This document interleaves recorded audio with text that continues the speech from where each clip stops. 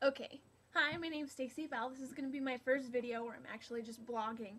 I'm in an intercultural communications class. Actually, I'm in two. One's interpersonal relationships, and then the other one's intercultural communications.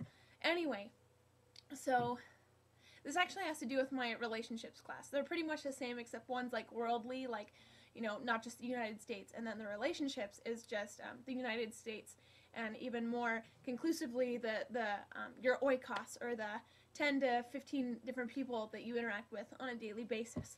So we did an experiment today on how we communicate with other people and the use of our hand gestures and our facial expressions when we communicate with each other, and how much we rely so much on the other person's feedback when we're talking. And so the experiment today was the partner that I had to talk to, while he had to tell me a story or something that's going on in his life that he's really excited about, I had to remain completely stone-faced, meaning I just, nothing, like this, the whole time. So you can imagine what my partner must have felt as he's so excited, like, yeah, I'm so excited, this is happening in my life, it's going to be my birthday, it's going to be someone's wedding, and I'm a part of it, and here I am, just, that's cool. Like, and so for him to communicate with me, he relied on the use of my hand gestures or my facial expressions for, like, affirmation that I was interested in what he was saying. And the second experiment was, it was my turn to talk about something exciting going on in my life or something I'm happy about, but I had to talk to his back instead of to his face. And it reminded me of me trying to do my first posts for YouTube.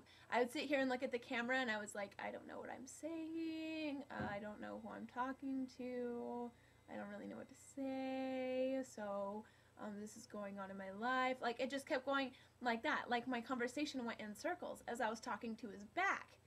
And I was like, man, this is kind of like how I was trying to do YouTube. I don't have an audience. I don't have someone who's going to be looking back at me and smiling, or using their hand gestures to say they're involved in my conversation and what I'm saying.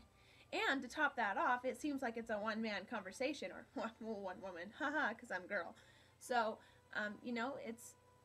it's interesting how much we rely on other people's feedback, and so I decided that this is going to be my little experiment. I'm just going to keep talking. People do it all the time, but I'm not comfortable with it unless I have something that's going on up here that I want to communicate to someone else. So right now, I'm just spitting out these things. It's like, yeah, I have something to say, and even though I can't see anyone responding to me with facial expressions or words of affirmation or hand gestures, I'm still talking to you right now because I have something that's going on up here. I have a thought, an idea to express. But if I don't, it's kind of difficult for me to do so. So I'm going to try and be better at verbal communication. I'm going to try to be able to communicate regardless of whether a person's listening or not, because they may not look like they're listening. They could be stone-faced. They could not use hand gestures. It could be a cultural thing. I don't know.